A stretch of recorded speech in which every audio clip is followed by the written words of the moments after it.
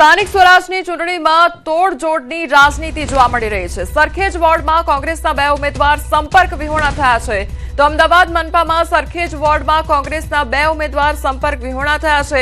એક ઉમેદવાર ફોર્મ પરત ખેંચી ભાજપને સમર્થન કર્યું છે, તો બે ઉમેદવાર કોંગ્રેસથી સંપર્ક વિહોણા થયા છે।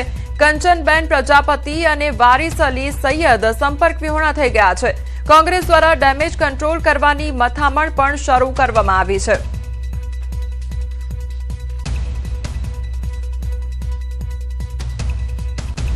આ તરફ અમદાવાદ મનપા ચૂંટણીને પણ ઉથલપાથલ થઈ છે। સરખેજમાં ભાજપે પાડ્યો છે ખેલ, ત્યારે સરખેજ વોર્ડમાં કોંગ્રેસના ઉમેદવારે ફોર્મ પરત ખેંચ્યું છે। કોંગ્રેસ ઉમેદવાર ભરત ભરવાડે ઉમેદવારી પરત ખેંચી ભાજપને ટેકો જાહેર કર્યો છે। વેજલપુર એમએલએ અમિત ઠાકરે કોંગ્રેસ ઉમેદવારનો ખેલ પાડ્યો છે। તો રાજકારણમાં મોટી ઉથલપાથલ જોવા મળી રહી છે। જે કોંગ્રેસના ઉમેદવારો છે તે સંપર્ક વિહોણા થયા હોય તે પ્રકારની પરિસ્થિતિ જોવા મળી રહી છે। તો ભાજપને એક તરફ જે ઉમેદવાર છે તેમના દ્વારા સમર્થન આપવામાં આવી રહ્યું છે, તો સરખેજમાં આ પ્રકારની પરિસ્થિતિ જોવા મળી છે કે જ્યાં સરખેજ વોર્ડમાં કોંગ્રેસના જે ઉમેદવાર છે તેમના દ્વારા ફોર્મ પરત ખેંચવામાં આવ્યું છે, તો કોંગ્રેસ ઉમેદવાર ભરત ભરવાડે ઉમેદવારી પરત ખેંચી લીધી છે અને ભાજપને ટેકો જાહેર કર્યો છે।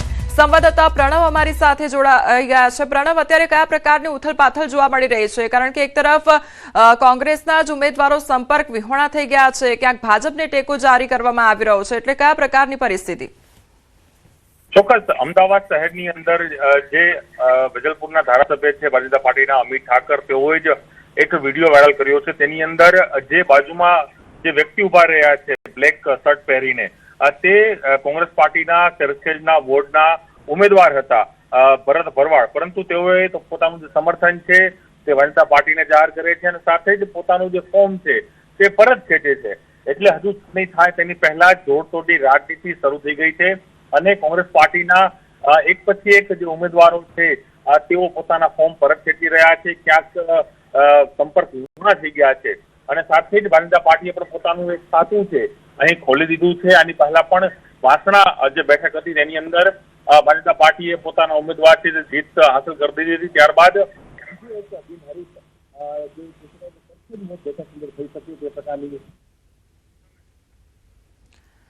તો જે પ્રકારે અત્યારે પરિસ્થિતિ જોવા મળી રહી છે, રાજકારણમાં મોટી ઉથલપાથલ જોવા મળી રહી છે। જે કોંગ્રેસના ઉમેદવારો છે તેમના દ્વારા ફોર્મ પરત ખેંચવામાં આવી રહ્યા છે, તો ક્યાંક ભાજપને ટેકો જાહેર કરવામાં આવી રહ્યો છે। સ્થાનિક ચૂંટણીમાં કોંગ્રેસનું મિશન અજ્ઞાત ફોર્મ પરત ખેંચવાના અંતિમ દિવસ પહેલાનું આ મિશન જારી કરવામાં આવ્યું છે। કોંગ્રેસનું બે મનપા માટે મિશન અજ્ઞાત, ત્યારે રાજકોટ સુરત મનપા માટે કોંગ્રેસનું મિશન અજ્ઞાત શરૂ કરવામાં આવ્યું છે। નિલેશ કુંભાણી પ્રકરણનો કોંગ્રેસે લીધો છે બોધપાઠ, ત્યારે મિશન અજ્ઞાતથી કોંગ્રેસે નવી રણનીતિ અપનાવી છે। કોંગ્રેસે 40 ઉમેદવારોને ગુપ્ત સ્થળે ખસેડ્યા છે, તો ઉમેદવારો માટે સેફ હાઉસ બનાવી કિલ્લેબંધી કરવામાં આવી છે।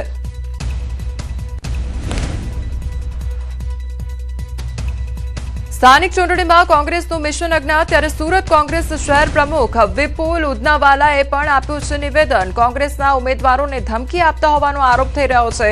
કોંગ્રેસ કાર્યકર્તાઓને રક્ષણ પૂરું પાડવું કોંગ્રેસની ફરજ છે, ત્યારે કોંગ્રેસ મજબૂતાઈથી લડશે। લોકશાહી બચાવવા માટે ઉમેદવારોને રક્ષણ આપ્યાની વાત કરવામાં આવી છે।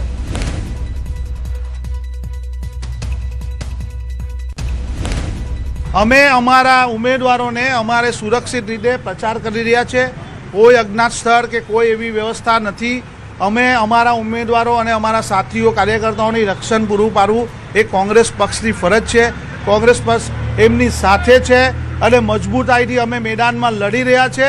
લોકતંત્રની રક્ષણ કરે અને સુરત શહેરના એક એક મતની રક્ષા કરવા માટે સુરત કોંગ્રેસ રોડ ઉપર છે અને એ રોડ પર રહેલી કોંગ્રેસ આ લોકોના શક્તિ અને વિશ્વાસની સાથે આગળ વધી રહી છે। રાજકોટ મનપા ચૂંટણીને લઈ મહત્વના સમાચાર સામે આવી રહ્યા છે। કોંગ્રેસે રાજકોટ મનપાના કેટલાક ઉમેદવારોને અજ્ઞાત સ્થળે ખસેડ્યા છે। ચૂંટણી લડી રહેલા અમુક ઉમેદવારોને અજ્ઞાત સ્થળે લઈ જવામાં આવ્યા છે, તો નવા અને પ્રથમ વખત ચૂંટણી લડતા ઉમેદવારોનો સમાવેશ 30થી વધુ ઉમેદવારને અજ્ઞાત સ્થળે લઈ જવામાં આવ્યા છે તો અન્ય પક્ષો કેટલાક ઉમેદવારોનો સંપર્ક સાધવાનો પ્રયાસ કરી રહ્યા હતા તેવું પણ સૂત્રો તરફથી જાણકારી પ્રાપ્ત થઈ રહી છે આખરી ઘડીએ કોંગ્રેસના ઉમેદવારો ફોર્મ પરત ન ખેંચે તે માટે આ કવાયત હાથ ધરવામાં આવી છે ઉમેદવારોને બુધવાર બપોર બાદ રાજકોટ પરત લાવવામાં આવશે તેવું પણ સાંભળવા મળી રહ્યું છે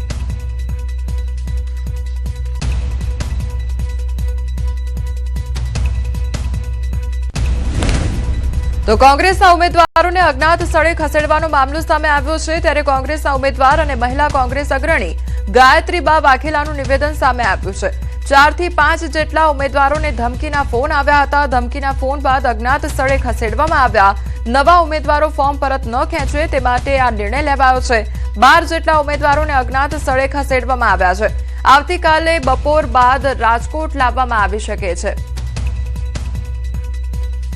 રાજકોટ મહાનગરપાલિકાની ચૂંટણીને લઈને મહત્વના સમાચાર સામે આવી રહ્યા છે કોંગ્રેસના કેટલાક ઉમેદવારો છે તેમને અજ્ઞાત સ્થળે ખસેડવામાં આવ્યા છે ત્યારે હાલ આપણી સાથે મહિલા કોંગ્રેસ અગ્રણી અને વોર્ડ નંબર 3 ના કોંગ્રેસના ઉમેદવાર ગાયત્રીબા છે બેન શું કહેશો અત્યારે અજ્ઞાત સ્થળે લઈ જવાની ફરજ પડી છે શા માટે ભારતીય જનતા પાર્ટીના શાસકો સત્તાને સર્વોપરી ગણે છે અને એ માટે અને સત્તા મેળવવા માટે થઈને ભાજપના આગેવાનો જે છે એના દ્વારા સરકારી તંત્રનો અને ભારતીય જનતા પાર્ટીના ગુંડાઓના સહારો લઈ અને જે અન્ય પાર્ટી એટલે કે હરીફ પાર્ટીઓ છે એના ઉમેદવારોને લલચાવી ફોસલાવી અને ધમકાવી અને ચૂંટણીના ફોર્મ જે છે એ પરત ખેંચવામાં માટે થઈ અને દબાણ કરવામાં આવે છે લોકશાહીને બચાવવા માટે આમ તો કોંગ્રેસ પાર્ટી જે છે એ કોઈનાથી પણ ડરતી નથી પણ જ્યારે આવા જે ઉમેદવારો જે નવા છે અને જેને એમ લાગે કે દબાણ કરી અને કઈને એન કેન પ્રકારે એને જ્યારે હેરાન કરવામાં આવે છે ત્યારે અમારે આ પગલું લેવું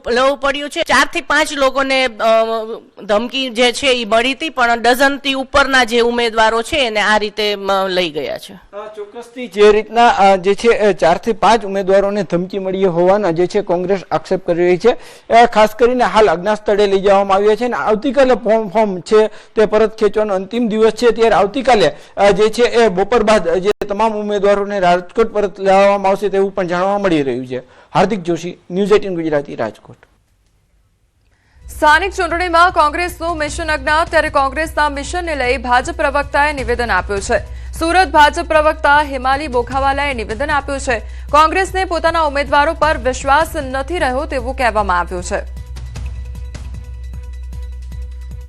તમામ જનતા આ ગુજરાતની પ્રજા જાણી ગઈ છે કે ભારતીય જનતા પાર્ટી એ વિકાસને ભરેલી પાર્ટી છે અને એટલા જ માટે આજે કોંગ્રેસના નેતાઓને પોતાના જ ઉમેદવાર ઉપર ભરોસો નથી રહ્યો અને એટલા માટે આ પ્રક્રિયા થઈ રહી છે પણ ભારતીય જનતા પાર્ટીનો કાર્યકર્તા હંમેશા વિકાસને લઈને આગળ વધી રહ્યો છે અને એના ઉમેદવારો પણ વિકાસની સાથે લોકોની વચ્ચે જઈ રહ્યા છે કોંગ્રેસના ઉમેદવારોને અજ્ઞાત સ્થળે લઈ જવામાં આવ્યા ત્યારે પોરબંદરમાંથી ઉમેદવારોને અજ્ઞાત સ્થળે લઈ જવામાં આવ્યા છે 35 ઉમેદવારોને મોકલાયા છે અજ્ઞાત સ્થળે તો ફોર્મ ખેંચવા માટે તોડજોડની આશંકાને કારણે હાઈકમાન્ડના નિર્દેશ મુજબ નિર્ણય કરવામાં આવ્યો છે તો કોંગ્રેસના જે ઉમેદવારો છે તેમને અજ્ઞાત સ્થળે લઈ જવામાં આવી રહ્યા છે 35 ઉમેદવારોને મોકલવામાં આવ્યા છે સંવાદદાતા પ્રતિશ અમારી સાથે જોડાઈ ગયા છે પ્રતિશ એક બાદ એક જે ઉમેદવારો છે કોંગ્રેસના તેમને અજ્ઞાત સ્થળે ખસેડવામાં આવી રહ્યા છે શું અપડેટ જી કોમલ જે રીતે પોરબંદર કોંગ્રેસ દ્વારા જે તેમના 35 ઉમેદવારો જે છે મહાનગરપાલિકાના તેમને અજ્ઞાત સ્થળે લઈ જવામાં આવ્યા છે ક્યાંક ને ક્યાંક જે રીતે જોડતોડની જે નીતિ જે જોવા મળી રહી છે ને પોરબંદરમાં કહી શકાય કે અત્યાર સુધીમાં જે 13 વોર્ડ છે તેમાંથી ને 3 જેટલા વોર્ડ જે છે એ તો જે ભાજપ છે તે બિનહરીફ થઈ ગયા છે એટલે ક્યાંક ને ક્યાંક આજે શક્યતાઓ છે કે ફોર્મ જે ઉમેદવારો પાસે પરત ખેંચાવા કોઈને કોઈ દબાણ થાય કે અન્ય કોઈ વસ્તુ થાય એના ભાગરૂપે સતર્કતાના કારણે આજે ઉમેદવારો છે તેને અજ્ઞાતવાસે લઈ જવામાં આવ્યા છે કોમલ જી પ્રતિશ સમગ્ર માહિતી બદલ આપનો આભાર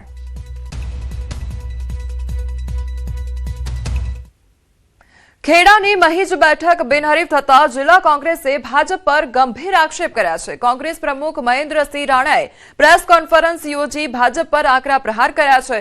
ભાજપે સત્તા અને પોલીસ તંત્રનો દુરુપયોગ કરી કોંગ્રેસના ઉમેદવારના ફોર્મ પાછા ખેંચાવ્યાનો આરોપ લગાવ્યો છે. રાત્રે 12 વાગે કોંગ્રેસના ઉમેદવાર રમણભાઈ તડવીને ઘરેથી ઉઠાવી જઈ ફોર્મ પરત ખેંચાવ્યાનો દાવો કર્યો છે. તો મહેમદાબાદના ધારાસભ્ય અર્જુનસિંહ ચૌહાણના ઇશારે ભાજપના કાર્યકરોએ ઉમેદવારને ધમકાવ્યા હોવાનો પણ આરોપ લગાવવામાં આવ્યો છે.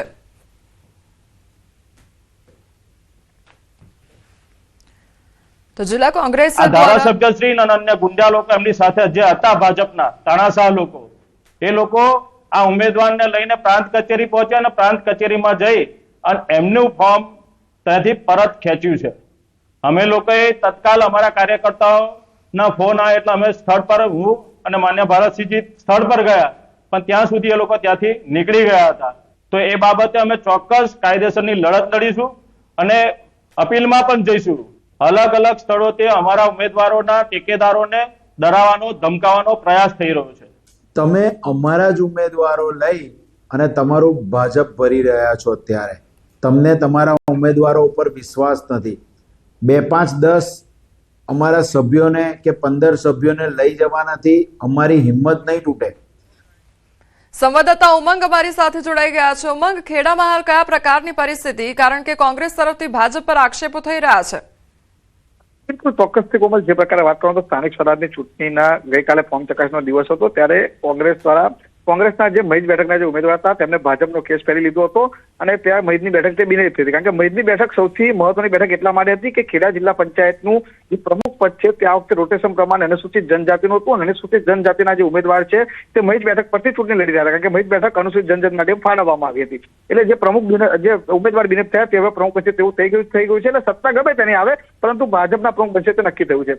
બીજી તરફ કોંગ્રેસના જે પ્રમુખ છે તેમને ગઈકાલે પ્રેસ કોન્ફરન્સ યોજી હતી. પ્રેસ કોન્ફરન્સમાં ભાજપ પર આક્ષેપો કર્યા કે તેમના ઉમેદવારને ડરાવવામાં આવી રહ્યા છે, તેમના ઉમેદવારને ડરાવી, ધમકાવી અને તેમને બળજબરીપૂર્વક ઘરેથી ઉઠાવી લઈ જઈ તેમને ફોર્મ પાછા ખેંચવામાં આવે છે. જો બીજી બાજુ ભાજપના જે પ્રમુખ છે તેમને જણાવ્યું હતું કે કોંગ્રેસના જે ઉમેદવાર છે તેઓ પોતાની મરજીથી ભાજપમાં જોડાયા છે. સૌથી મહત્વની વાત કરું તો ન્યૂઝ 18 ગુજરાતી પત્ર સૌથી મહત્વના સમાચાર એ પણ સામે આવી રહ્યા છે કે નડિયાદના 13 વોર્ડના જે 50 ઉમેદવારો હતા તેમાંથી 25 ઉમેદવારોને અત્યારે કોંગ્રેસ દ્વારા અજ્ઞાત જગ્યાએ પર લઈ જવામાં આવ્યા છે અને આ જે ફોર્મ ખેંચવાની જે આવતીકાલે અંતિમ દિવસ છે તે પહેલા તેમને આઉટ ઓફ ગુજરાત લઈ જવાની અત્યારે માહિતી સામે આવી રહી છે. જી કોમલ.